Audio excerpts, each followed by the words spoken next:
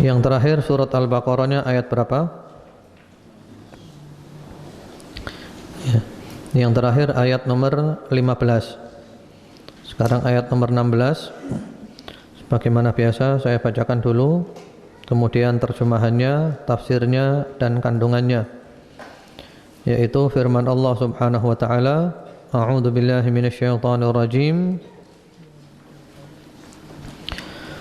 Ulaika alladzina ishtarawu ad-dalalata bil huda fama rabihat tijaratuhum wama kanu muhtadin. Mathaluhum kamathalil ladzi istawqada nara falamma adaa'at ma hawlahu dhahaballahu binurihim wa tarakahum fi dhulumatin la yubsirun.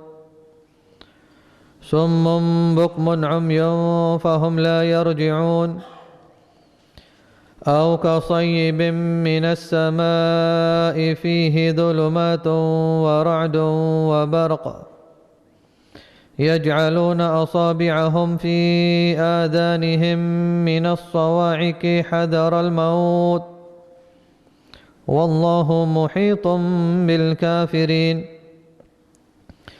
Yakadul barqu yakhtafu absarahum kullama adaa'a lahum mashaw fihi wa idza adlama 'alaihim qamu walau syaa'a Allahu ladhahaba bisam'ihim wa absarihim innallaha 'ala kulli syai'in qadir. يا أيها الناس اعبدوا ربكم الذي خلقكم والذين من قبلكم لعلكم تتقون الذي جعل لكم الأرض فراشا والسماء بناء وأنزل من السماء ماء فأخرج به من الثمرات رزقا لكم فلا تجعلوا لله أندادا وأنتم تعلمون وإن كنتم في ريب مما نزلنا على عبدنا فأتوا بسورة من مثله وادعوا شهداءكم من دون الله إن كنتم صادقين فإن لم تفعلوا ولن تفعلوا فاتقوا النار التي وقودها الناس والحجارة أعدت للكافرين. Ya, surat Al-Baqarah ayat 16 sampai ayat nomor ke-24. Yang lalu kita masih berbicara tentang di antara sifat-sifat orang munafik yang semoga Allah Subhanahu wa taala menyelamatkan kita daripadanya. Yang lalu telah disebutkan di antara sifat-sifat mereka, yaitu bahwasanya mereka itu mengaku beriman kepada Allah dan hari akhir, padahal iman mereka adalah iman yang pura-pura saja. Padahal imannya adalah iman yang pura-pura saja. Kemudian juga yang lalu telah disebutkan pula di antara sifat mereka, di hati mereka ada penyakit, disembuhkan oleh Allah tidak mau, akhirnya ditambah lagi penyakitnya oleh Allah Subhanahu wa taala. Kemudian mereka membuat kerusakan di muka bumi dan mereka mengklaim diri mereka berbuat baik, padahal mereka adalah sebenar-benarnya perusak. Kemudian juga ada kontradiksi-kontradiksi. Di satu sisi mereka mengatakan beriman, di sisi lain mereka mengatakan tidak mau beriman seperti imannya manusia, yaitu Rasulullah SAW dan para sahabatnya, yang mereka sebut sebagai orang-orang yang bodoh, orang-orang yang hina, orang-orang yang rendahan. Padahal oleh Allah dijawab, merekalah yang hina, merekalah yang bodoh, dan merekalah yang rendah. Kemudian kalau berjumpa dengan orang-orang beriman, mereka pura-pura menampakkan iman. Tapi kalau kumpul dengan teman-temannya, dengan setan-setannya, mereka kembali lagi dalam kemunafikannya. Allah menjadikan mereka benar-benar terombang-ambing dalam kesesatan mereka. Dibiarkan oleh Allah terombang-ambing dalam kesesatan mereka. Sekarang yang baru lagi, ulaika alladzina ishtarawud dhalalata bil huda fama rabihat tijaratuhum wa ma kanu muhtadin. Mereka itulah orang yang membeli kesesatan dengan petunjuk, maka tidaklah beruntung perniagaan mereka dan tidaklah mereka mendapatkan petunjuk. Iya. Ada beberapa penafsiran, di antaranya dari Ibnu Mas'ud, dari para sahabatnya Rasulullah sallallahu alaihi wasallam. Mereka itu akhadu ad-dhalala wa taraku al-huda. Mereka mengambil kesesatan dan mereka meninggalkan petunjuk. Kemudian juga dari Ibnu Abbas dan yang lainnya, ay al-kufra bil iman. Mereka mengambil kekafiran dan mereka meninggalkan keimanan. Membeli kekafiran dengan keimanan. Mujahid mengatakan amanu thumma kafaru, mereka beriman kemudian mereka kafir. Qatadah mengatakan istahabbu ad-dhalalah 'alal huda, mereka lebih suka kesesatan daripada petunjuk. Ai al-kufra bil iman, mereka lebih suka kekafiran daripada iman. Ini mirip firman Allah Subhanahu wa taala tentang kaum Tsamud yang ada di dalam surat Fussilat ayat nomor 17, wa amma thamudu fahadainahum fastahabbul 'ama 'alal huda. Adapun kaum Tsamud, kami beri hidayah mereka, ternyata mereka lebih suka kesesatan daripada hidayah. Ya. Jadi di sini inti daripada tafsiran-tafsiran yang telah disebutkan, orang-orang munafik tidak mau dengan petunjuk. Mereka lebih suka dengan kesesatan. Mereka mengganti petunjuk dengan kesesatan. Sehingga Allah mengatakan ulaikal ladzina ishtarawud dhalalata bil huda. Mereka adalah orang-orang yang membeli kesesatan dengan petunjuk. Jadi diibaratkan dengan orang yang jual beli. Diibaratkan dengan orang jual beli. Yang dibeli apa? Kesesatan. Yang dibuat beli harganya adalah petunjuk. Ya, tentu orang yang seperti ini adalah orang yang amat sangat rugi. Fama rabihat tijaratuhum wa ma kanu muhtadin. Tentu tidak akan untung perniagaan mereka dan mereka tidak akan mendapatkan petunjuk. Qatadah rahimahullahu taala menafsirkan, qad wallahi ra'aitumuhum kharaju minal huda ila dhalalah.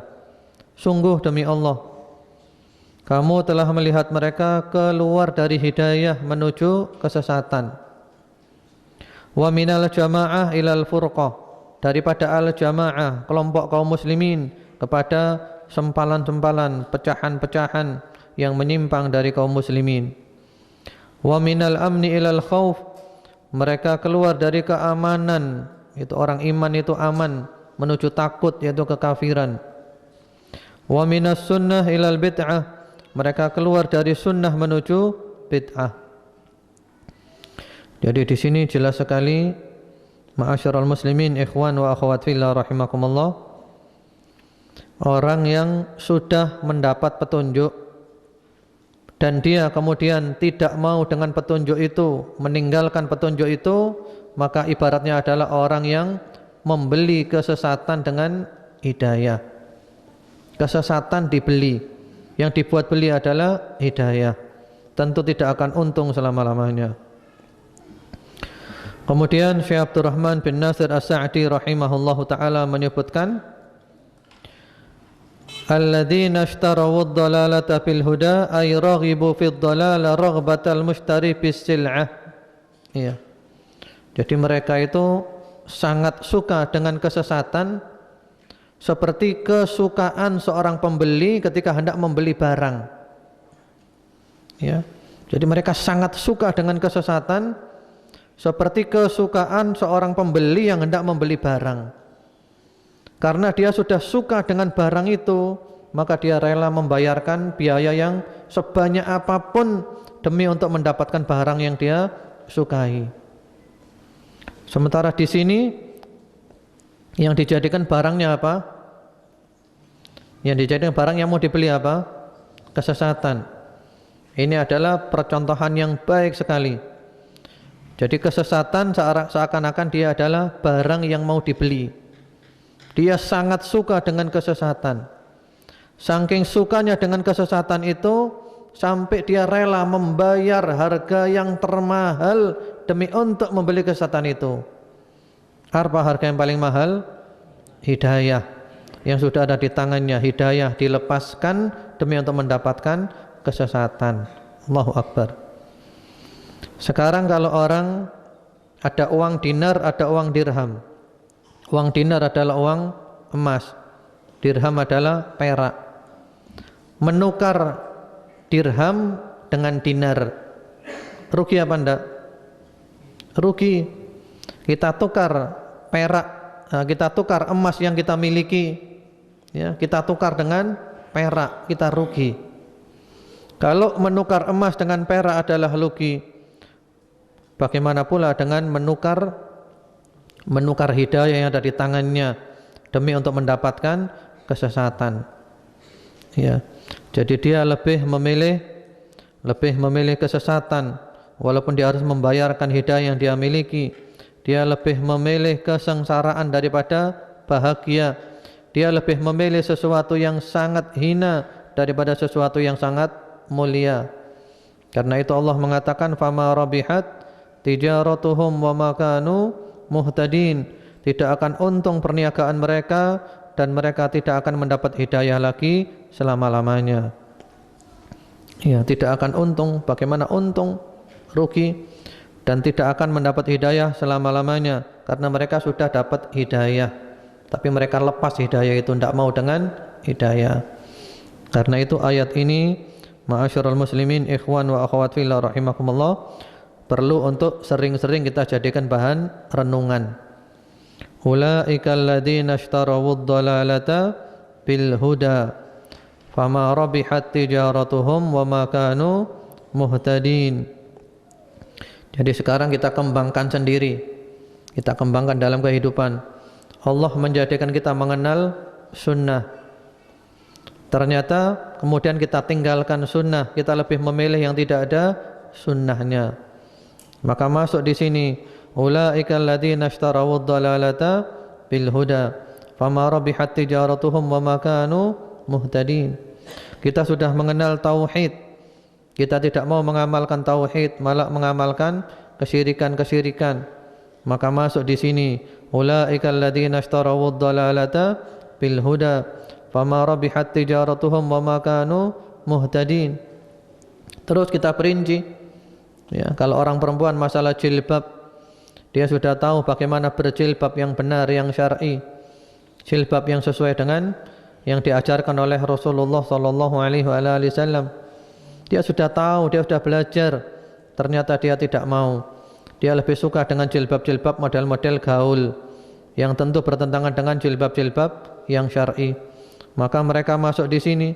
Ulaikal ladzina ishtarawud dhalalata bil huda fama rabihat tijaratuhum wa ma kanu muhtadin. Wah, ini ayat ini perlu kita renungkan terus. Jadi Allah sudah memberi petunjuk kepada kita. Petunjuk sudah ada di tangan kita, jangan dilepas. Jadi petunjuk sudah di tangan kita, jangan dilepas. Karena kalau kita lepas petunjuk ini, maka tidak akan kembali lagi. Wa ma kanu muhtadin. Karena berbeda ya antara orang yang tahu kemudian meninggalkan dengan orang yang benar-benar aslinya tidak tahu. Karena kalau orang yang tahu kemudian meninggalkan, ini sulit untuk kembali lagi. Karena dia sudah tahu, memang dia tidak mau. Berbeda dengan orang tidak mengerti, tidak faham, kemudian dia diberitahu, dia senang, dia terima kasih, jazakallahu khair. Iya. Jadi ayat ini perlu sering-sering kita baca. Bahkan para ulama mengatakan di antara cara membaca Al-Quran untuk supaya kita bisa lebih menyingkap maknanya, Ada kalanya perlu satu ayat kita ulang-ulang sampai 100 kali sambil kita renungkan. Ulaikal ladzina ishtarawud dhalalata bil huda fama rabihat tijaratuhum wa ma kanu muhtadin. Orang yang kerja dapat harta yang halal, kemudian dia korupsi, padahal dia tahu korupsi itu adalah haram, korupsi itu tidak boleh. Maka berarti ini adalah ulaikal ladzina ishtarawud dhalalata bil huda fama rabihat tijaratuhum wa ma kanu muhtadin. Ya, dan seterusnya. Kemudian setelah itu Allah Subhanahu wa taala memberikan percontohan-percontohan. Ini permisalan dalam Al-Qur'an. Mathaluhum kamathalil ladzi istawqada nara. Falamma adha'at ma hawlahu dhahaballahu binurihim wa tarakahum fi dhulumatin la yubsirun. Summum bukmun umyun fahum la yarji'un. Perumpamaan mereka adalah seperti orang yang menyalakan api. Maka setelah api itu menerangi sekelilingnya, Allah hilangkan cahaya yang menyinari mereka dan membiarkan mereka dalam kegelapan, tidak dapat melihat. Mereka tuli, bisu dan buta, maka tidaklah mereka akan kembali ke jalan yang benar. Ini masih tentang sifatnya orang-orang munafik, dan mudah-mudahan kita terbebas daripadanya. Yang luarnya itu iman, dalamnya penuh dengan kekafiran. Luarnya sepertinya senang dengan kebenaran, pada dalamnya penuh dengan kebencian dengan kebenaran. Ya. Jadi mula-mula dapat hidayah, tahu hidayah, tapi dia tidak mau dengan hidayah itu, dia tinggalkan. Sehingga dia berada dalam berbagai macam kegelapan. Diumpamakan oleh Allah Subhanahu wa taala seperti sekelompok orang dalam satu malam yang gelap, lalu salah seorang dari mereka menyalakan api untuk mendapatkan penghangatan dan untuk mendapatkan sinar atau cahaya dari api itu. Ketika api sudah nyala, menjadi terang, kelihatan semuanya, mereka senang. Tiba-tiba api itu mati, padam dan menjadi gelap lagi, dan mereka benar-benar di dalam kegelapan, tidak melihat apapun, tidak tahu jalan keluarnya ke sebelah mana. Ini adalah perumpamaan dalam Al-Quran, dan di Al-Quran itu banyak perumpamaan. Allah berfirman di surat Al-Ankabut ayat 43, wa tilkal amthalu nadribuha linnasi wa ma ya'qiluha illal alimun. Itulah perumpamaan-perumpamaan yang kami contohkan untuk manusia, dan tiadalah memahaminya kecuali orang yang alim. Sebagian salafus saleh kalau ada perumpamaan Al-Quran tidak faham, dia itu bersedih, karena dia termasuk orang yang bukan alim. Karena Allah mengatakan tiadalah yang memahami perumpamaan Al-Quran kecuali orang yang alim, orang yang berilmu. Jadi ini perumpamaan orang yang membeli kesesatan dengan hidayah. Seperti orang yang mula-mula berada dalam terang benderang, lalu kemudian terang benderangnya itu hilang. Mula-mula senang berada dalam cahaya, cahayanya hilang, berada dalam kegelapan. Ya. Jadi kalau kita bicara mereka tadi berada di tengah jalan, menyalakan api, terang benderang, lalu tiba-tiba padam, maka mereka dalam kegelapan yang berlipat-lipat. Kegelapannya adalah kegelapan malam, kegelapan mendung, kegelapan hujan, kemudian kegelapan yang datang setelah cahaya, itu lebih gelap lagi. Jadi ketika mula-mula terang tiba-tiba padam, kan langsung kelihatan gelap sekali kan? Gelap sekali. Iya. Kemudian cahayanya oleh Allah dihilangkan. Cahayanya dihilangkan. Allah katakan di situ apa? Dhahaballahu binurihim. Jadi yang dihilangkan oleh Allah cahayanya. Allah tidak mengatakan Allah menghilangkan apinya. Cahayanya dihilangkan. Jadi api tetap ada. Api tetap membakar, asap tetap ada. Sementara cahayanya hilang. Jadi mereka benar-benar dalam kesengsaraan yang luar biasa. Cahaya tidak ada, gelap gulita, api tetap menyala, membakar mereka dan menimbulkan asap yang benar-benar menyesakkan mereka. Ini adalah keadaan orang-orang yang munafik. Ya. Sebenarnya mereka itu tahu ini ajaran Islam yang benar, ini ajaran sunnah, tapi dia tidak mau. Padahal kalau dia mau dengan Islam, dia mau dengan sunnah, dia akan mendapatkan cahaya. Tapi karena dia tidak mau, maka karena dia munafik kan, menampakkan seakan-akan mau, padahal hatinya tidak mau, hatinya tidak suka.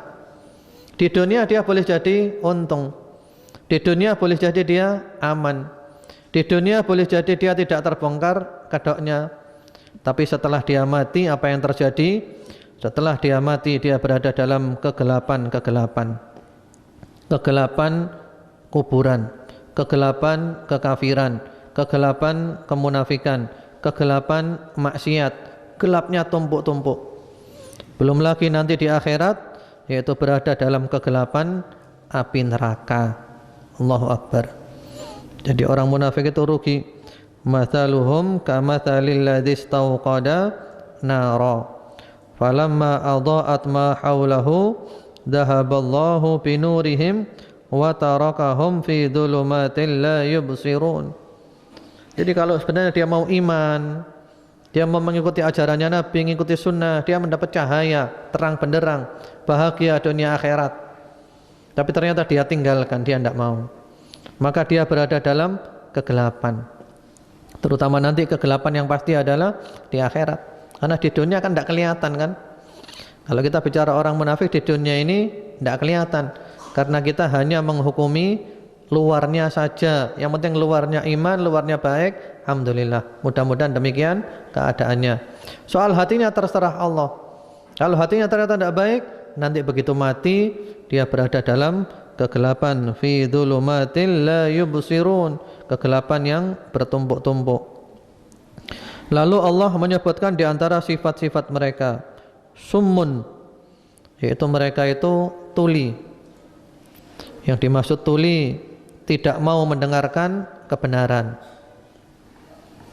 Sebenarnya dengar kebenaran tapi tidak mau. Atau sebenarnya dengar kebenaran tapi tidak mau mengambil pelajaran dari apa yang dia dengar. Jadi ini diantara sifatnya orang munafik, tidak mau mendengarkan kebenaran. Kalau toh mendengar kebenaran, maka dia tidak mau mengambil pelajaran dari apa yang dia dengar itu. Sehingga Allah ibaratkan mereka dengan orang yang tuli. Ini jangan sampai kita menjadi orang yang tuli, tidak mau mendengarkan kebenaran. Kalau toh mendengarkan kebenaran, tidak mau mengambil pelajaran dari apa yang dia dengar. Kemudian bukmun. Bukmun itu bisu. Allah Subhanahu wa taala mengatakan mereka sebagai bisu. Artinya mereka tidak mau mengucapkan yang benar. Dia tahu yang benar, dia tahu yang hak, cuma tidak mau mengucapkan. Sehingga seakan-akan dia seperti orang yang bisu. Kemudian umyun, buta. Buta. Oleh Allah diibaratkan orang yang buta karena dia tidak mau mengambil pelajaran dari apa yang dia lihat. Sehingga diibaratkan seperti orang yang benar-benar buta, tidak punya penglihatan lagi. Lalu oleh Allah dikatakan fahum la yarji'un, maka tidaklah mereka akan kembali ke jalan yang benar. Ya, mereka tidak akan kembali ke jalan yang benar lagi. Kenapa mereka tidak akan kembali ke jalan yang benar? Karena mereka sudah tahu jalan yang benar dan mereka tidak mau, mereka tinggalkan. Tahu ini jalan yang benar, ditinggalkan. Seperti tadi yang telah dijelaskan ya, berbeda antara orang yang tahu kebenaran dan tidak mau dengan kebenaran dengan orang yang tidak tahu, tidak paham, tidak ngerti. Orang yang tidak tahu, tidak paham, tidak mengerti, ketika diberitahu dia akan berterima kasih. Terima kasih, jazakallahu khair, barakallahu fiik. Saya tadi tidak ngerti, sekarang ngerti, syukron. Ya, terima kasih. Tapi ini sudah tahu, dia tahu ini kebenaran, ini sunnah, ini Al-Quran, ini pemahaman yang benar, ditinggalkan, dia tidak mau. Maka dia akan benar-benar lepas sehingga tidak mendapat hidayah lagi selama-lamanya. Ini perumpamaan yang ke-1, yaitu Mathaluhum kamathalil ladzi istawqada nara falamma adaa'at ma hawlahu dhahaballahu binurihim wa tarakahum fi dhulumatin la yubsirun summum bukmun umyun fahum la yarji'un. Yang nanti oleh Ibnu Katsir disebutkan ini adalah al-munafiqun al-khullas, orang munafik yang memang 100% munafik, tahu kebenaran dan tidak mau dengan kebenaran, ditinggalkan. Sehingga Allah mengibaratkan mula-mula tahu punya cahaya, lalu cahayanya itu hilang, gelap gulita. Dan Allah mengibaratkan mereka itu seperti orang yang benar-benar tuli, bisu dan buta, tidak bisa kembali kepada kebenaran lagi karena memang tidak mau. Jadi memang ini 100% munafik, total munafiknya. Allahu Akbar. Kemudian perumpamaan yang kedua, ini munafikun mutaraddidun, orang munafik yang masih bimbang. Kadang iman, kadang munafik, bimbang. Allah mengibaratkan au qasayyibim minas samai fihi dhulumatun wa ra'dun wa barq yaj'aluna asabi'ahum fi adhanihim minas sawa'iqi hadaral maut wallahu muhitun bil kafirin yakadul barqu yakhtafu absarahum kullama adaa'a lahum mashaw fihi wa idza adlama 'alaihim qamu walau syaa Allahu ladhahaba bisam'ihim wa absarihim innallaha ala kulli syai'in qadir. Atau seperti orang-orang yang ditimpa hujan lebat dari langit disertai gelap gulita, guruh dan kilat. Mereka menyumbat telinganya dengan anak jarinya karena mendengar suara petir, sebab takut akan mati. Dan Allah meliputi orang-orang yang kafir. Hampir-hampir kilat itu menyambar penglihatan mereka. Setiap kali kilat itu menyinari mereka, mereka berjalan di bawah sinar itu. Dan bila gelap menimpa mereka, mereka berhenti. Jikalau Allah menghendaki, niscaya Dia melenyapkan pendengaran dan penglihatan mereka. Sesungguhnya Allah berkuasa atas segala sesuatu. Ini perumpamaan juga tentang orang-orang munafik. Di situ ada istilah-istilah ya. Ada hujan, kemudian ada apa namanya? Ada kegelapan, kemudian ada guruh, ada kilat, kemudian juga ada petir. Al-Imam Al-Baghawi rahimahullahu taala membawakan di sana beberapa penafsiran. Di antaranya beliau mengatakan fahadha mathalun darabahullahu lil Qur'an. Ini perumpamaan yang Allah umpamakan tentang Al-Qur'an. Jadi hujan itu ibaratnya adalah Al-Qur'an. Ya, hujan tadi kan soyib ya, hujan. Hujan adalah ibaratnya Al-Qur'an. Karena Al-Qur'an menghidupkan hati sebagaimana hujan menghidupkan badan, menghidupkan bumi yang mati. Kemudian dulumat, kegelapan, yaitu penyebutan di Al-Quran kalau menyebut tentang orang kafir, orang musyrik, itu diibaratkan dengan kegelapan. Kemudian ar-ra'ad, guruh, itu adalah ancaman-ancaman yang ada di dalam Al-Quran. Kemudian ada lagi di situ al-barq, yaitu kilat, yaitu petunjuk-petunjuk Al-Quran atau janji-janji Al-Quran atau juga penyebutan tentang syurga. Nah, di sini orang-orang kafir, orang-orang munafik itu sangat takut mendengarkan Al-Quran, sehingga ibaratnya mereka seakan-akan ingin menutupi telinganya sekuat-kuatnya, jangan sampai dengar, tidak mau dengar Al-Quran, tidak mau dengar Al-Quran. Atau juga pengibaratan yang lain, hujan itu ibaratnya adalah Islam. Hujan ibaratnya adalah Islam. Kemudian kegelapan itu ujian-ujian di dalam Islam. Orang kalau sudah masuk Islam kan ada diuji, ujian macam-macam. Kemudian guruh itu adalah ya ancaman-ancaman di akhirat nanti, ada adab neraka, ada adab ya jahanam dan seterusnya. Kemudian kilat yang ada itu adalah janji-janji Allah. Kemudian juga ancaman-ancaman dari Allah. Nah, mereka orang-orang munafik itu sangat takut dengan Islam. Karena nanti kalau Islam wah, repot. Kalau Islam jaya, seneng ya pura-pura Islam. Kalau Islam lagi dikalahkan, dipojokkan, meninggalkan Islam. Ya. Kemudian Allah mengatakan, yaj'aluna asabi'ahum fi adhanihim minas sawa'iqi hadarul maut. Mereka menyumbat telinganya dengan anak jarinya karena mendengar suara petir. Seakan-akan Al-Quran itu petir. Mereka takut, tidak mau dengar. Takut, ya, takut dengan ajaran-ajaran Islam, takut dengan ajaran-ajaran Al-Quran. Wallahu muhitum bil kafirin. Padahal Allah meliputi orang-orang kafir. Ya. Kemudian juga Syekh Abdurrahman bin Nasir As-Sa'di rahimahullahu ta'ala mengatakan, fahakadha halul munafikin, demikianlah keadaan orang-orang munafik. Idza sami'ul Qur'an wa awamirahu wa nawahihi wa wa'dahu wa wa'idahu, apabila mendengar Al-Qur'an, mendengar perintah-perintah Al-Qur'an, mendengar larangan-larangan Al-Qur'an, mendengar janji-janji Al-Qur'an, mendengar ancaman-ancaman Al-Qur'an, ja'alu asabi'ahum fi adhanihim, mereka menjadikan tangan mereka di telinga, ditutup telinganya rapat-rapat, tidak mau dengar Al-Qur'an. Dan mereka benar-benar berpaling, jangan sampai dengar. Mereka takut, mereka sumpek, mereka tidak tenang kalau dengar Al-Quran. Nah, ini sekarang kalau kita bicara realita zaman sekarang, ada tidak orang seperti ini? Kalau dengar pengajian, paling tidak senang dengar pengajian, paling tidak senang. Apalagi di dalam pengajian itu diterangkan tentang Al-Quran, diterangkan tentang sunnah, paling tidak senang.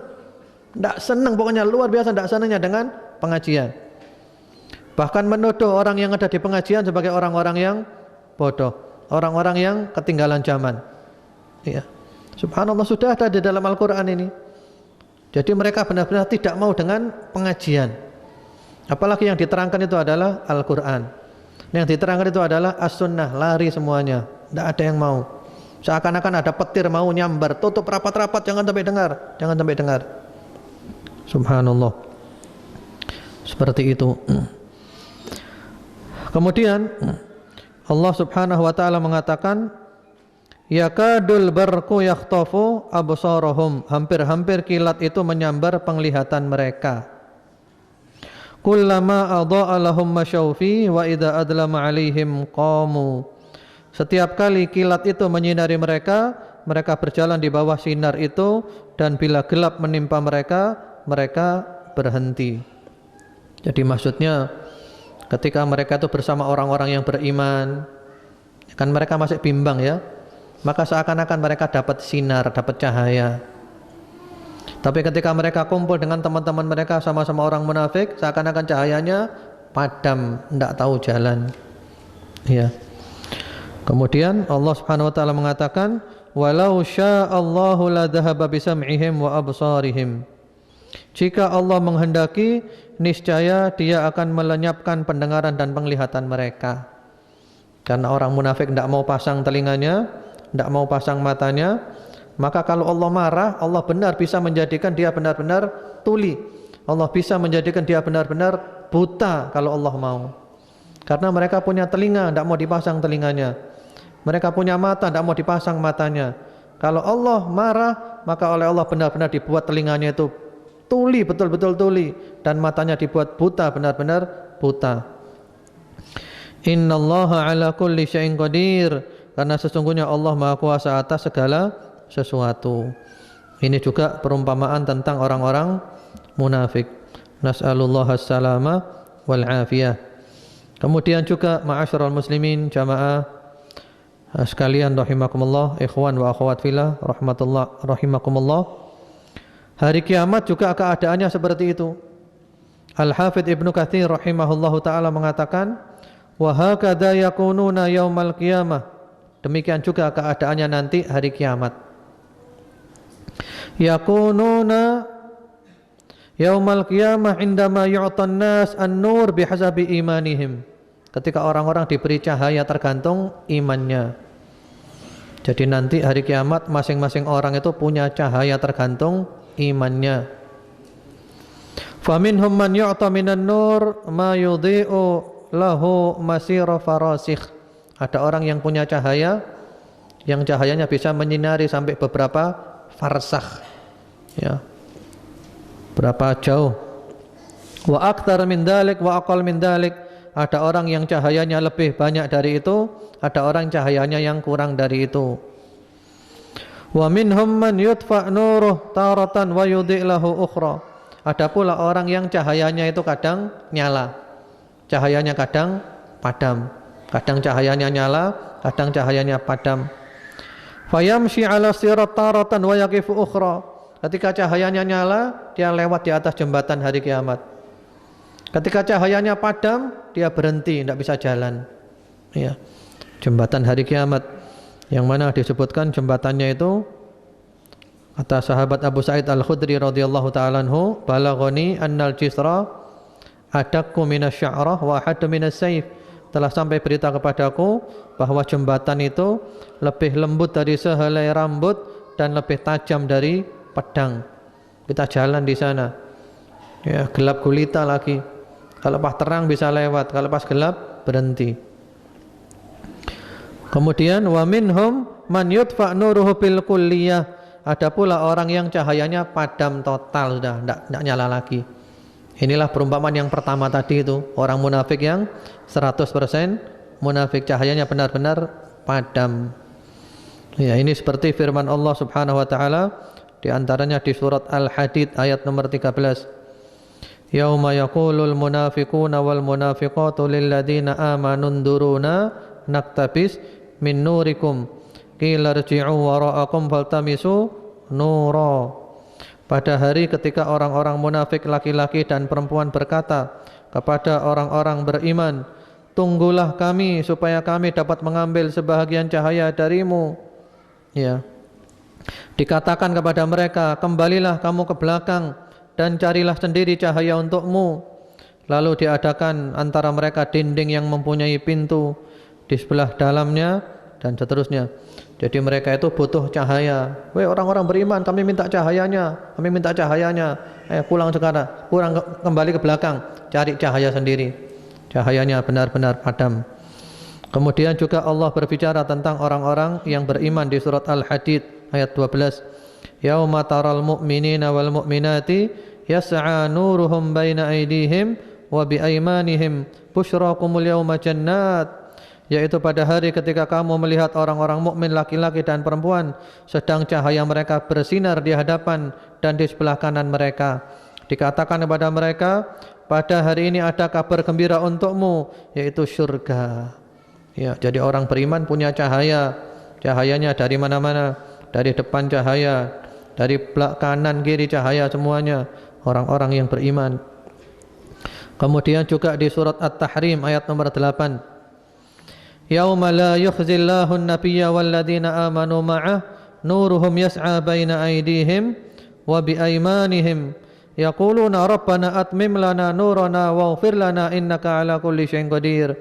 Pada hari ketika Allah tidak menghinakan nabi dan orang-orang mukmin yang bersama dia, sedang cahaya mereka memancar di hadapan dan di sebelah kanan mereka, sambil mereka mengatakan, ya Rabb kami, sempurnakanlah bagi kami cahaya kami dan ampunilah kami, sesungguhnya Engkau Maha Kuasa atas segala sesuatu.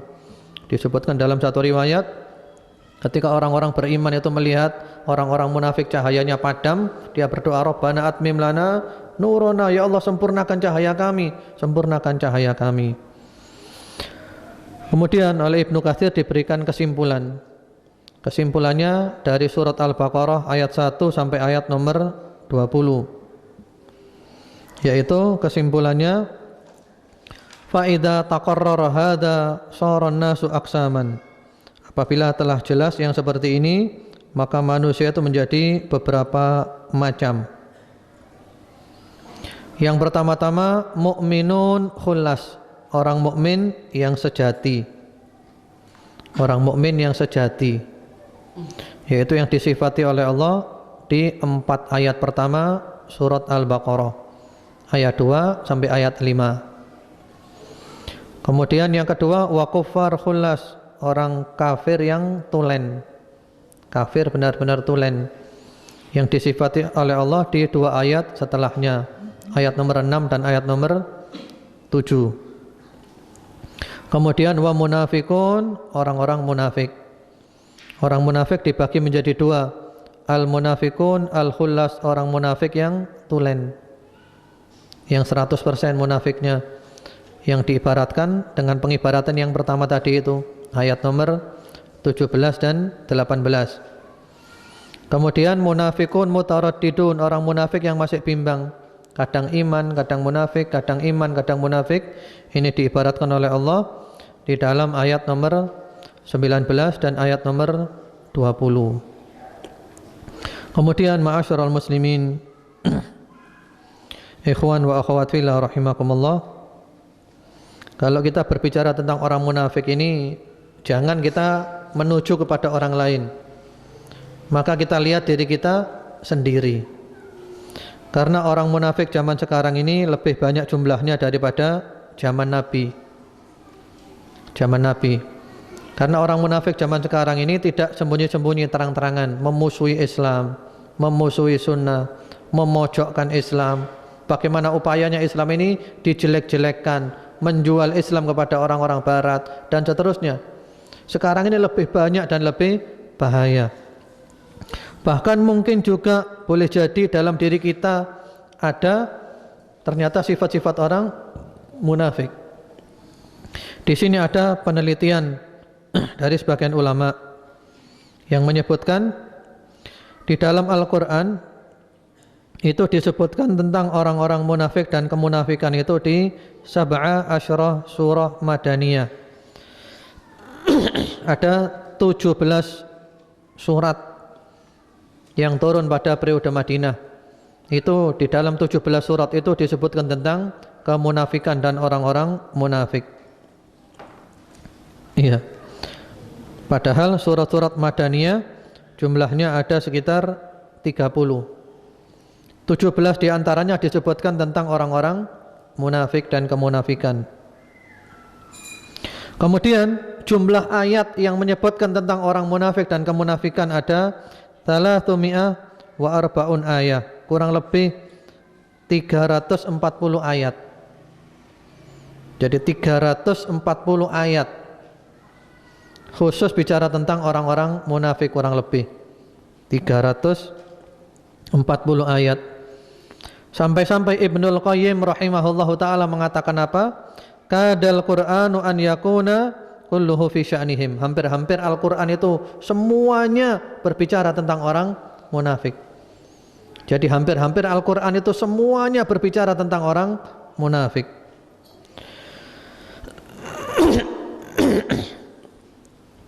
Kemudian juga bagaimana para salafus soleh itu sangat takut dengan kemunafikan. Yang lalu telah disebutkan kisah tentang sahabat Hudzaifah ibnul Yaman, yang mana sahabat Hudzaifah ini oleh Nabi diberitahu tentang nama-nama orang munafik, sehingga disebut dengan sahibu sirri Rasulullah sallallahu alaihi wasallam, sahabat yang menjadi tumpuan rahasianya Rasulullah sallallahu alaihi wasallam. Sahabat Umar ibnul Khattab datang kepada Hudzaifah. Sahabat Umar tanya, hal sammani Rasulullah sallallahu alaihi wasallam. Wahai Hudzaifah, apakah namaku masuk? Namaku masuk apa enggak namaku? Apa kata sahabat Hudzaifah? La wala uzaki ba'daka ahada. Namamu enggak masuk. Tapi untuk yang lainnya aku enggak mau menyebutkan lagi. Ya, pokoknya yang jelas namamu enggak masuk. Sahabat Umar saja sampai takut seperti itu. Kemudian juga sahabat Abu Darda radhiyallahu taala anhu. Sahabat Abu Darda itu paling banyak berdoa di dalam salatnya, berlindung kepada Allah jangan sampai menjadi orang munafik. Allahumma inni a'udzubika minan nifaq. Allahumma inni a'udzubika minan nifaq. Allahumma inni a'udzubika minan nifaq. Banyak berlindung jangan sampai termasuk orang munafik. Lalu beliau ditanya, "Wa malaka ya Abu Darda anta wan nifaq?" Wahai Abu Darda, apa hubungannya kamu dengan kemunafikan? Hubungannya apa kamu dengan kemunafikan?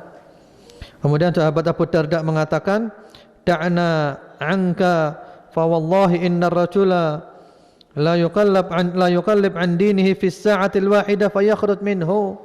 Sudah, biarkan saja aku berdoa seperti itu. Karena demi Allah, boleh jadi seseorang itu dibalik dari agamanya dalam sesaat sehingga dia keluar dari agamanya. Artinya hati kita ini benar-benar berbolak-balik. Bisa sesaat hati kita berbalik, kita sudah keluar dari agama. Sebagaimana Rasulullah mensifati, ada orang pagi iman, sore kafir, sore iman, pagi kafir. Menjual agamanya dengan apa? Yabi'u dinahu bi'aradin minad dunya, menjual agamanya dengan secuil daripada dunia.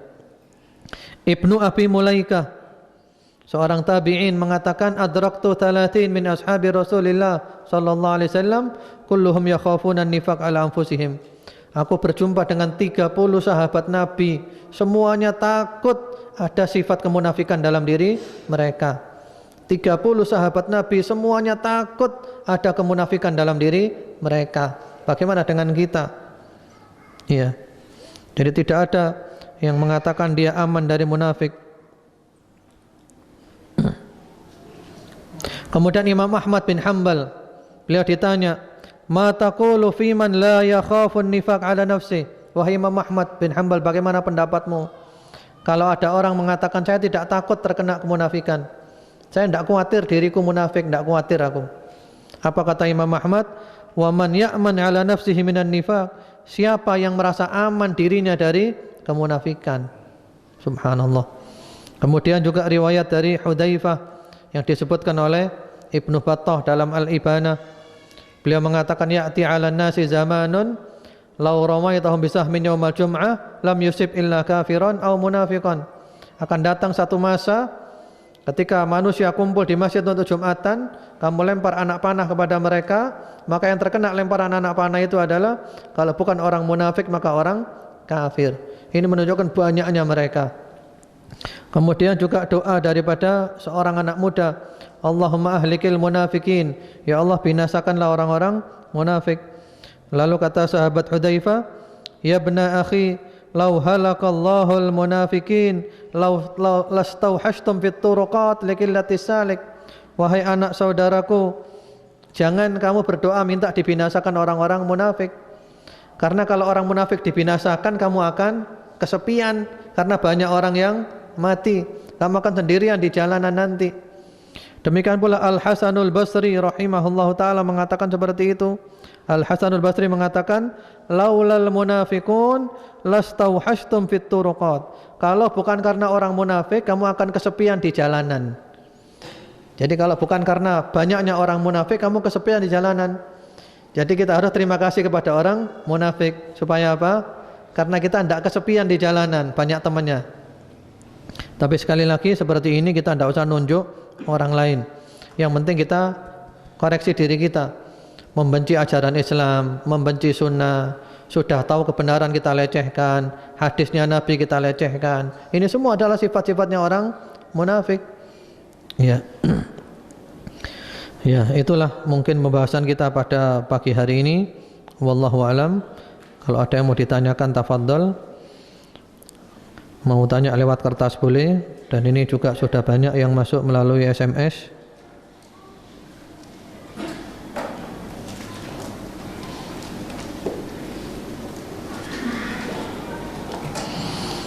Ya. Assalamualaikum. Waalaikumsalam. Akhir-akhir ini di beberapa instansi ada yang langsung melakukan pemotongan 2,5% dari gaji yang diterima tiap bulan dengan dalih untuk zakat profesi. Bagaimanakah sikap pegawainya Ustadz? Apakah harus tunduk atau tidak? Bagaimana pula dengan zakat profesi yang sebenarnya tidak ada dalam syariat? Jazakallahu khair wa iyyakum. Zakat profesi ini memang beda pendapat di kalangan ulama ya. Ulama kontemporer mengatakan ada zakat profesi. Tapi kalau ulama-ulama salafus saleh tidak ada zakat profesi. Karena zakat itu baru diwajibkan setahun sekali. Di akhir tahun hartanya dihitung dikeluarkan 2,5%. Dan pendapat yang kami yakin adalah zakat profesi itu tidak ada. Jadi diniatkan saja itu adalah sedekah.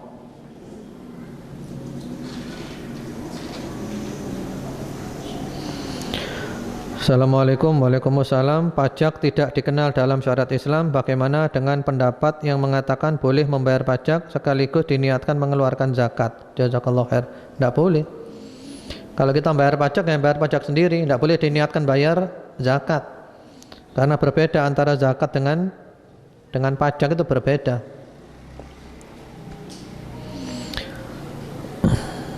Bagaimana hukum mempelajari ilmu kalam? Karena ilmu tersebut menggunakan akal untuk membahas keesaan Allah, tetapi tetap berdasarkan dalil nakli, hanya saja akal menjadi prioritas utama.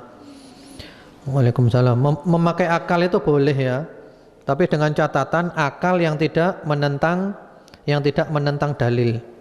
Jadi memakai akal itu boleh, tapi akal yang tidak menentang dalil.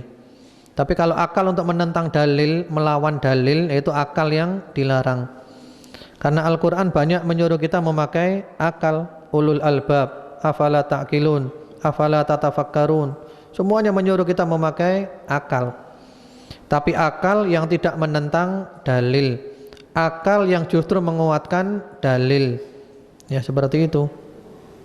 Tapi kalau ilmu-ilmu kalam yang disebutkan oleh para ulama tentang ilmu kalam, itu kebanyakan mereka lebih mendahulukan logika-logika, bahkan dalil-dalil kadang ditolak demi mengedepankan logika. Sehingga ada ungkapan dari Imam Syafi'i rahimahullahu ta'ala, beliau mengatakan, hukmi fi ahlil kalam an yudraba bil jarid wa yutafa bil asyair wa yuqal hada jaza'u man tarakal kitab wa sunnah wa aqbala ala ilmil kalam.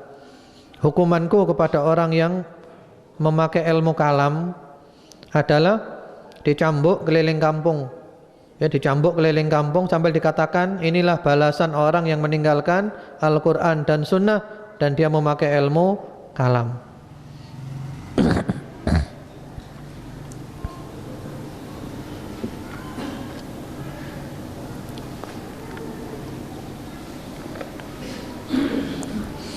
Ya, apakah termasuk sifat munafik orang yang berusaha tersenyum kepada orang lain dengan tujuan mengikis sifat hasad dan sifat-sifat jelek yang bersumber dari hawa nafsu?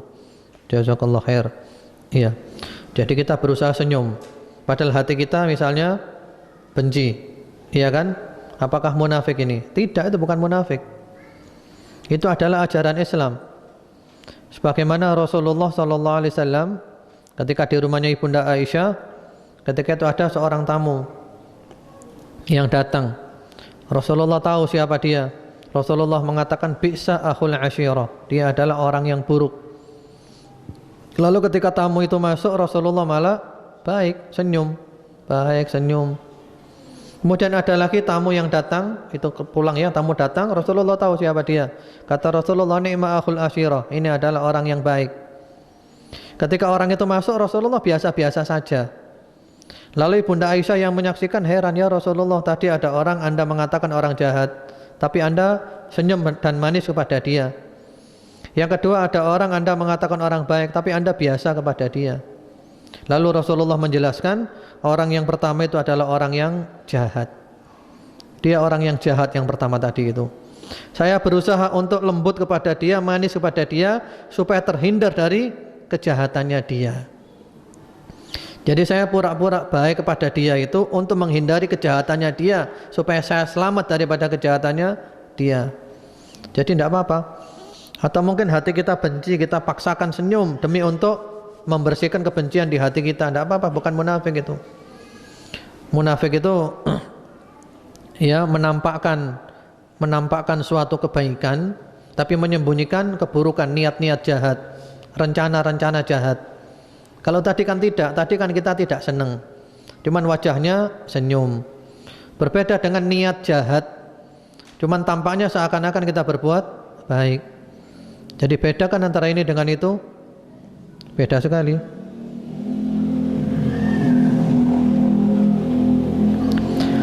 Bukannya Nabi Nuh dan umatnya itu juga keturunan Nabi Adam sebelumnya? Betul. Nabi Nuh memang keturunan Nabi Adam. Cuman manusia yang ada sekarang ini, itu adalah sisa-sisa manusia yang diselamatkan di perahunya Nabi Nuh. Yang lainnya kan tenggelam semuanya, orang kafir tenggelam semuanya.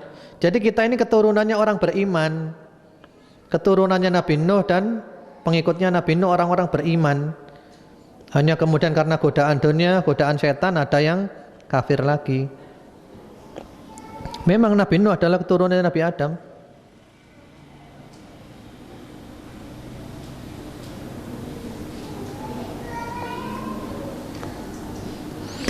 Ya, berkaitan dengan wajibnya zakat. Bagaimanakah menghitung zakatnya para pegawai? Apakah ada yang dinamakan zakat profesi menurut syar'i dan bagaimana cara menghitungnya? Ini sudah terjawab tadi ya. Berkaitan dengan salah satu amalan yang memasukkan kita ke dalam surga, beribadah kepada Allah dan jangan syirik. Apakah berobat ke alternatif yang suka menebak-nebak termasuk dalam kesyirikan? Berobat alternatif itu boleh-boleh saja, dengan catatan kita tahu pasti tidak ada kesyirikan.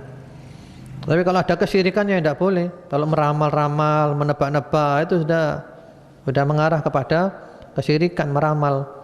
Kita datang ke tukang ramal saja, tanya saja, tidak diterima sholat kita 40 hari. Kalau kita percaya kepada tukang ramal, maka kufur kepada ajarannya Nabi Muhammad sallallahu alaihi wa ala alihi wasallam. Mohon penjelasan tentang makruh dan mubah. Makruh itu sesuatu yang dibenci, tapi tidak sampai kepada tingkatan yang haram. Kalau mubah itu boleh-boleh saja. Jadi tidak ada, bukan sunnah, bukan makruh, bukan wajib, bukan haram, boleh-boleh saja. Ya, seperti apa? Boleh-boleh saja baca koran. Selama yang kita baca bukan sesuatu yang haram, boleh-boleh saja. Melihat televisi, selama yang kita lihat sesuatu bukan yang haram, boleh-boleh saja. Ya. Tapi kalau banyak yang mubah, kita bakal rugi. Dan di antara tipu daya setan adalah menjadikan kita sibuk dengan yang mubah-mubah, sehingga banyak amalan-amalan baik kita tinggalkan, sehingga catatan kita banyak yang kosong. Apakah orang yang tidak sholat masih diwajibkan membayar zakat fitrah? Yang jelas orang tidak sholat itu kafir. Namun kalau dia mau bayar zakat, itu adalah kebaikan. Sama dengan orang tidak sholat, dia puasa Ramadan. Iya, alhamdulillah dia masih puasa Ramadan. Mudah-mudahan puasa Ramadannya itu bisa menyadarkan dia. Mudah-mudahan dia bayar zakat, lama-lama bisa sadar. Ustadz, jika bersalaman dengan seseorang yang bukan mahram tapi ada pembatas kerudung yang syar'i, jadi tidak langsung bersentuhan tangan saya dengan orang itu, bagaimana hukumnya? Hukumnya itu dosanya lebih besar. Iya, karena menipu. Lebih baik orang itu salah dan ngaku salah daripada membuat tipu daya. Yang mana Rasulullah sallallahu alaihi wasallam bersabda, la an yut'ana fi ra'si ahadikum bi mikhyatin min hadid khairun lahu min an yamassa imra'atan la tahillu lahu. Sekiranya kepala seorang dari kamu ditusuk dengan jarum dari besi, itu lebih baik daripada menyentuh perempuan yang tidak halal. Ya. Jadi kalau tidak boleh salaman, ya sudah tidak usah salaman. Tidak pakai nanti pakai apa? Sarung tangan dulu, salaman, tidak apa-apa. Tidak, itu malah hukumannya malah double. Karena dia menipu Allah.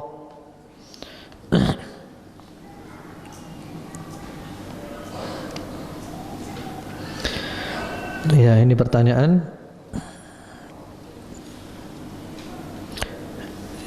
Seorang mu'alaf, istri saya seorang mu'alaf dan sudah 5 tahun menjadi muslim, tapi orang tuanya Nasrani. Dan waktu hari Natal dia mengucapkan selamat hari raya orang tuanya itu. Dan sudah saya beri pengertian, pemahaman dan dalam masalah mengucapkan selamat itu. Dan dia berdalih ingin menghormati dan bertoleransi kepada orang tuanya. Bagaimana Ustadz cara meyakinkannya dan memberikan nasihat secara halus dan benar? Karena istri saya diberi nasihat agak keras, maka dia enggan mendengarkannya.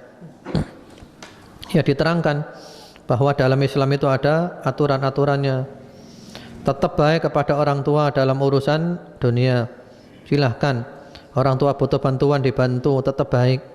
Tapi kalau sudah urusan agama, tidak boleh campur aduk. Sebagaimana di dalam surat Luqman, ya, Luqmanul Hakim memerintahkan anaknya supaya berbakti kepada kedua orang tua. Lalu beliau jelaskan, wa in jahadaka ala an tusyrika bi ma laysa laka bihi ilmu fala tuti'huma wa sahibhuma fid dunya ma'rufa. Kamu berbakti kepada orang tua, tapi kalau keduanya mengajak kepada syirik, enggak boleh taat. Urusan dunia tetap baik. Jadi terangkan kalau urusan dunia tetap baik. Urusan agama tidak boleh campur aduk. Mengucapkan selamat Natal dilarang. Ya terangkan, itu kewajiban kita adalah menerangkan. Itu kan sudah halus itu kan. Dan Anda sebagai suami berhak untuk melarang dengan tegas. Tidak boleh. Ya dilarang dengan tegas, karena kita merubah kemungkaran dengan tangan bisa. Tidak boleh. Ya. Lah kalau dia tetap seperti itu, lah Anda melarang. Bagaimana kalau cekcok? Ya kita usahakan kita hindari cekcok. Tapi kalau harus terjadi cekcok, ya tidak apa-apa, cekcok juga tidak apa-apa. Memang tidak boleh, ini hukumnya adalah haram. Ujung-ujungnya adalah haram. Apakah gara-gara kita takut cekcok terus kita biarkan? Sudah tidak apa-apa, sudah, daripada ribut, sudah tidak apa-apa, kamu mengucapkan selamat Natal apa gitu? Ya tidak boleh. Tidak boleh, titik. Selesai. Loh ini kan orang tua. Iya, orang tua kamu baik, silahkan kepada orang tuamu, monggo. Mau membantu silahkan. Urusan dunia silahkan. Tapi agama tidak boleh campur aduk, titik. Ya. Terus dia ngotot. Apa terus kita ngalah terus? Ya sudah, daripada ribut tidak apa-apa sudah. Apa gitu? Ya tidak ada agama seperti itu. Harus tegas. Ini agama seperti ini. Islam itu baik, tapi agama jangan dicampur aduk. Agama harus sendiri-sendiri. Qul ya ayyuhal kafirun lakum dinukum waliyadin. Bahkan cinta kepada orang tua yang kafir tidak boleh, cinta tidak boleh.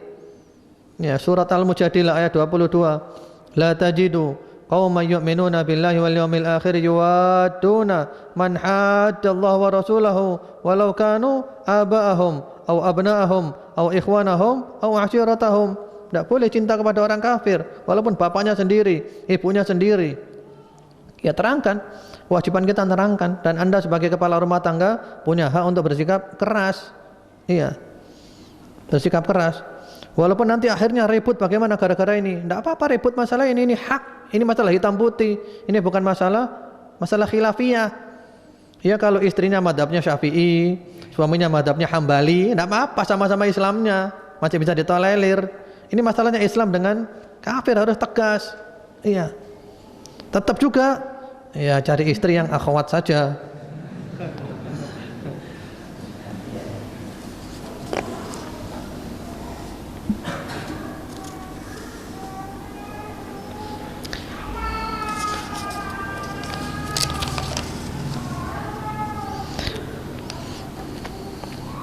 Apakah sahabat Abu Hurairah ilmunya lebih luas dari sahabat Abu Bakar karena pengetahuan hadisnya? Tidak juga ya. Tentu saja Al-Khulafa Ar-Rasyidun adalah merupakan orang-orang yang ilmunya lebih mendalam. Hanya saja periwayatan hadisnya itu lebih banyak sahabat Abu Hurairah karena mereka sibuk dengan mengurusi negara. Mereka sibuk mengurusi negara. Sementara sahabat Abu Hurairah khusus dalam bidang ilmu. Jadi mereka sibuk mengurusi negara.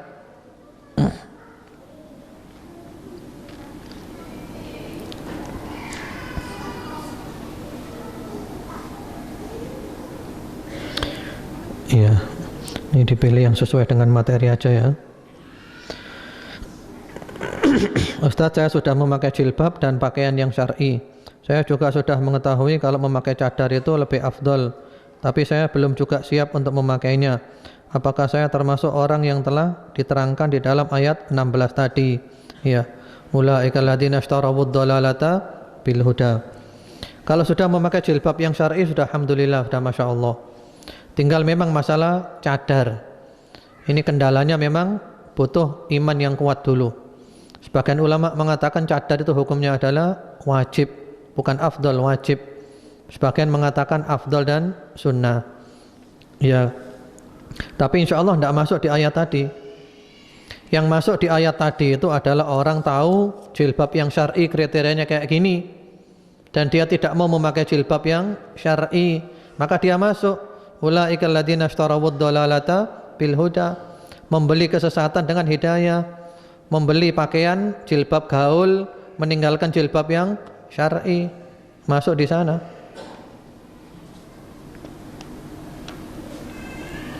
Ustaz, jika kita berniat menyambung tali silaturahim dengan berkunjung atau berkumpul dengan keluarga besar, tapi di acara itu ada kemaksiatan, misalnya salaman non mahram, ikhtilat dan sebagainya, apa yang sebaiknya kita lakukan? Seumpama tidak datang di acara itu, apakah termasuk memutus tali silaturahim? Kalau datang ke rumah masing-masing saudara tetap dipaksa salaman. Iya, selama acaranya bukan acara pelanggaran ya, kita bisa datang dan menghindar dari tempat yang lebih sepi, atau menghindar supaya tidak ikhtilat, menghindar. Memang resikonya ya dikucilkan. Menjadi orang baik itu siap untuk dikucilkan. Sekarang di kantor saja, kita di kantor, kita tetap menjadi orang baik, tidak mau korupsi, dikucilkan apa enggak? Dikucilkan. Semuanya pada korupsi, ini masih menjadi orang baik, aneh. Ini namanya orang aneh, ghuraba. Iya. Ini orang mau salaman laki perempuan, ini tidak mau salaman, ini orang aneh, ghuraba. Tapi kata Rasulullah apa? Fatuba lil ghuraba, berbahagialah orang-orang yang dianggap aneh. Jadi supaya tidak putus hubungannya, tetap datang saja ke acara itu, tapi menghindar dari kemungkaran-kemungkaran yang ada. Campur laki perempuan dihindari, salaman non mahram dihindari. Kalau seandainya kita tidak kuat hadir di sana, kita bakal rusak, kita bakal terpengaruh, ya jangan hadir. Jadi kalau kita bisa hadir dan kuat istiqomah, hadir. Kalau tidak kuat istiqomahnya, bisa terpengaruh, ya jangan hadir. Rasulullah sallallahu alaihi wasallam bersabda, kata beliau, al-mu'min alladhi yukhalitun nas wa yasbir ala adahum khairun minal mu'min alladhi la yukhalitun nas wa lam yasbir ala adahum. Orang mukmin yang bergaul dengan manusia dan sabar menghadapi gangguan mereka lebih baik dari orang mukmin yang tidak mau kumpul manusia karena tidak sabar terhadap gangguan mereka. Kalau kita bisa kumpul dan bisa istiqamah, lebih baik. Kalau tidak bisa istiqomah, khawatir terpengaruh, ya jangan kumpul. Memang resikonya adalah siap untuk dikucilkan. Ya inilah dunia. Mau apa lagi, sudah seperti ini, sudah kenyataannya dunia. Realitanya kayak gini sudah. Orang yang memegang prinsip itu siap untuk hidup sendirian.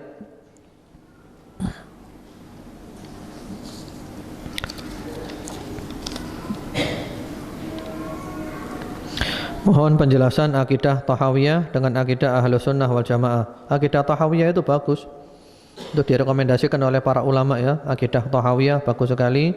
Ada kitabnya, ada syarah-syarahnya, dan alhamdulillah kami juga ada syarahnya, penjelasannya, bisa dikopi kasetnya. Itu ada sekitar berapa pertemuan itu? 60 atau 30. Ya, itu bagus sekali ya akidah Tahawiyah.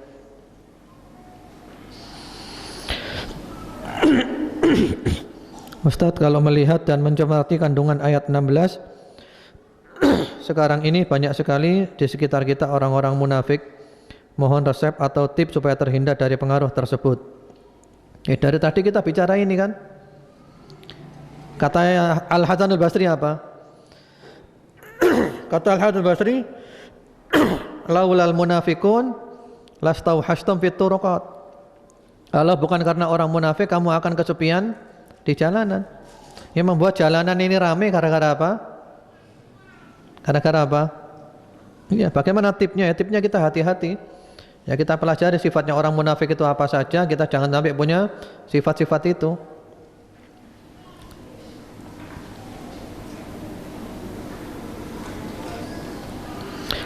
Apakah orang yang sudah berulang-ulang berusaha menyambung tali silaturahmi dengan kakak, tetapi dia tetap sombong dengan kekayaannya, tetap mendapat pahala, memulai menyambung tali silaturahmi? Sikap kita sejatinya bagaimana? Apakah tetap berupaya atau diam saja? Ya, itulah yang namanya menyambung tali silaturahmi. Silaturahim atau silaturahmi sama saja. Kakak kita sombong, kaya, sombong, memutuskan dengan kita. Nah, kita tetap nyambung. Yang penting kita tetap nyambung. Walaupun kita dituduh, wah ini karena orang kaya, maka dia nyambung. Kalau orang miskin tidak mau nyambung, tidak apa-apa, dituduh macam-macam. Karena kita ini niatnya menyambung silaturahmi, beribadah kepada Allah. Yang nyuruh saya nyambung adalah Allah. Saya ngikuti perintahnya Allah. Soal mereka mau mutus, mereka mau kasar, mereka mau menghina, mereka mau melecehkan, silahkan, terserah. Yang penting ini perintah dari Allah. Sehingga kita di hadapan Allah kita sudah punya alasan. Ya Allah, saya sudah nyambung ya Allah. Mereka tetap memutuskan. Jadi memang butuh hati besar.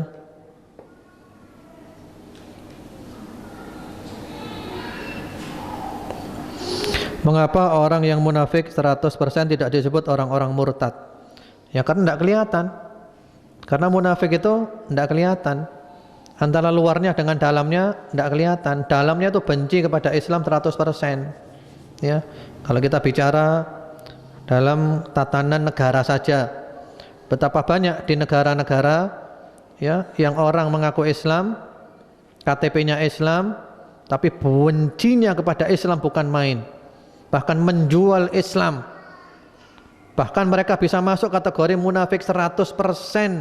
Jelas-jelasan menjual Islam. Islam dijual ke Amerika, Islam dijual ke Australia. Ada enggak orang seperti ini? Banyak. Di negara kita ada, di negara lain ada, banyak. Cuman masalahnya mereka masih mengaku sebagai orang Islam, masalah masih sholat masalahnya, puasa ya puasa masalahnya, Jumatan ya mengikut Jumatan masalahnya. Bahkan kadang ngisi kultum, repot kan? Ngisi kultum kadang.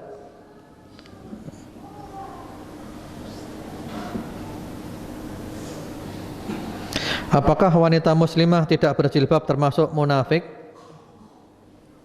Apakah termasuk atau tidak? Ya ada cabang kemunafikan di dalam dirinya. Ada cabang kemunafikan, sudah jelas kan? Jilbab itu tidak ada khilafiyah. Di kalangan ulama tidak ada khilafiyah. Ada cabang kemunafikan. Karena dia sudah jelas-jelas mendapat hidayah, tahu jilbab, tahu wajib, tahu ini, tidak mau diamalkan. Iya. Ulaika alladziina ishtarawud dhalalata bil huda wa ma rabihat tijaratuhum wa ma kanu muhtadin. Iya, sudah tahu ditinggalkan.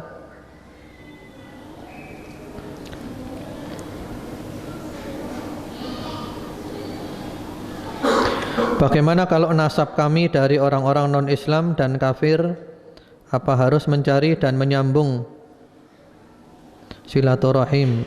Syukron. Iya. Ya sama. Menyambung silaturahim itu tetap, walaupun orang non-Muslim tetap disambung silaturahim. Apalagi kalau nasabnya non-Muslim, ini lebih tetap disambung lagi untuk mendakwai mereka masuk Islam. Antum bersyukur kepada Allah dipilih jadi orang Islam.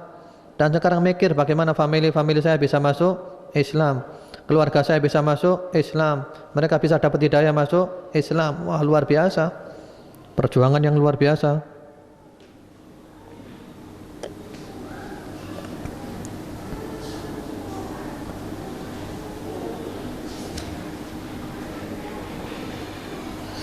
Apakah dikatakan munafik apabila sebenarnya hati suka berbuat maksiat tetapi tidak melakukannya karena takut adab Allah? Jazakallahu khairan. Bukan, ini malah orang beriman. Ini namanya orang beriman. Hatinya kepingin berbuat maksiat, tapi tidak berani karena takut kepada adabnya Allah. Itu namanya orang yang beriman itu. Orang beriman, bukan orang munafik.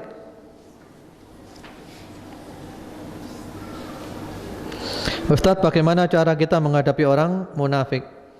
Caranya yang lalu kan telah disebutkan ketika kita membahas, yaitu wa minan nasi may yaqulu amanna billahi wa bil yaumil akhir wa ma hum bimu'minin yukhadi'una Allah wal ladzina amanu wa ma yakhda'una illa anfusahum wa ma yash'urun.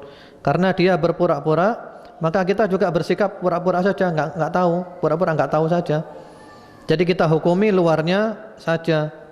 Kita hukumi luarnya saja. Kita tidak bahas hatinya. Karena hatinya yang tahu adalah Allah. Karena kita kan tidak tahu kan. Berbeda dengan orang munafik yang terang-terangan. Seperti misalnya orang-orang liberal. Ngaku Islam tapi terang-terangan benci kepada Islam. Terang-terangan tidak mau dengan hukum Islam. Terang-terangan melecehkan Islam. Terang-terangan memojokkan Islam. Terang-terangan bela orang kafir untuk melecehkan orang Islam. Wah, ini munafik yang jelas sudah. Munafik jelas sudah, murtad mereka itu sudah jelas. Tapi yang jadi masalah sekarang kita tidak tahu hatinya orang baik kepada kita, baik, tidak tahu hatinya kita serahkan kepada Allah. Ya kita hukumi dohirnya saja. Karena kalau kita bahas hatinya orang repot. Ya kita capek sendiri nanti bahas hatinya orang. Kira-kira hatinya ini gimana ya? Kira-kira hatinya ini repot, wah repot sumpah kita, capek payah. Sudah terserah Allah sudah. Yang penting dohirnya saja baik, alhamdulillah. Batinnya terserah Allah.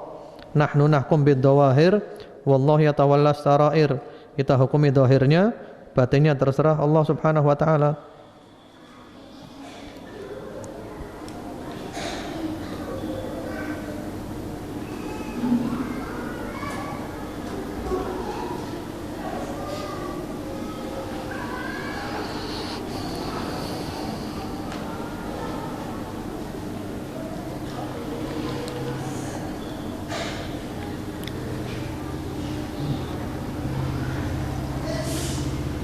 Ya, ini banyak SMS yang masuk, cuman banyak yang di luar materi.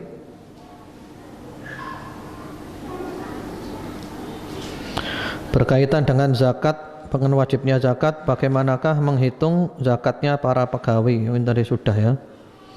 Ini ngirim SMS lagi orangnya.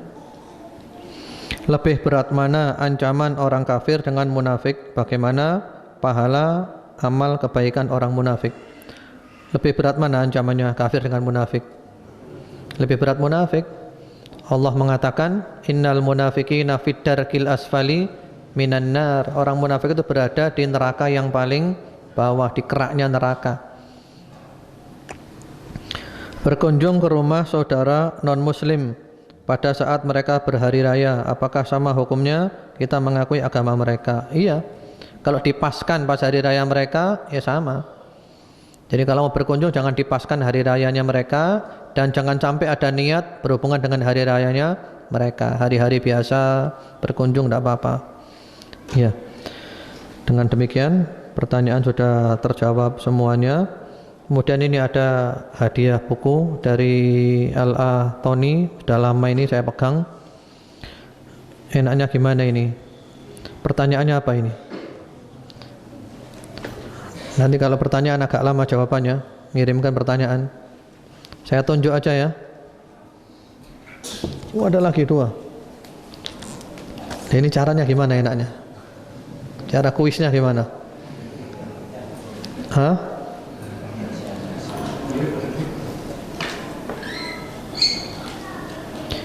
Sudah gini aja, SMS yang paling cepat masuk ke saya. Iya. Itu aja ya.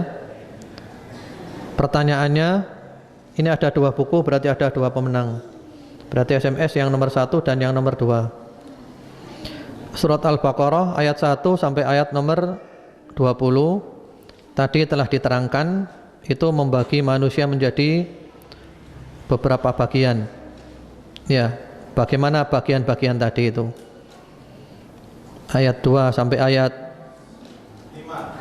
5, ayat 6 dan ayat 7, terus ayat 8 sampai ayat 20 dibagi menjadi 2. Ya, pembagiannya apa saja?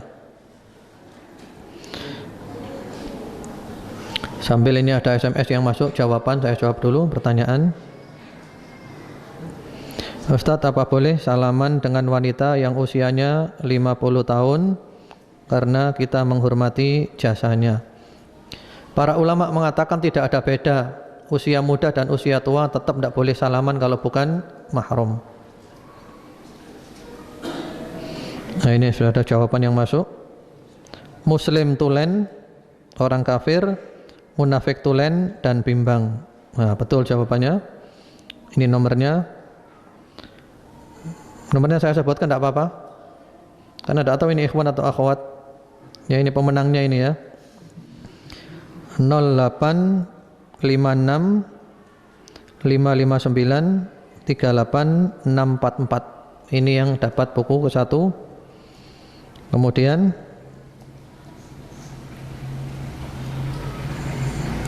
yang berikutnya lagi, kesimpulannya mukmin sejati 4 ayat pertama 2 sampai 5, kafir tulen 2 ayat 6 7, 3 munafik tulen 16 sampai 17, 4 setengah munafik ayat 19-20.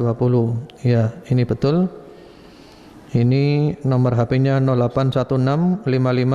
0816551888. Ya. Ya itu aja. Jadi nanti diambil di sama antum ya. Diambil di Pak Iwan nanti di Radio Dakwah Islamiyah. Karena tidak tahu orangnya siapa, nanti biar dicatat nomor HP-nya. Ya, wallahu alam. Mungkin itu dulu kajian kita. Insyaallah berikutnya kita sambung lagi. Kurang lebihnya saya mohon maaf. Subhanakallahumma bihamdika asyhadu an la ilaha illa anta astaghfiruka wa atubu ilaik. Assalamualaikum warahmatullahi wabarakatuh.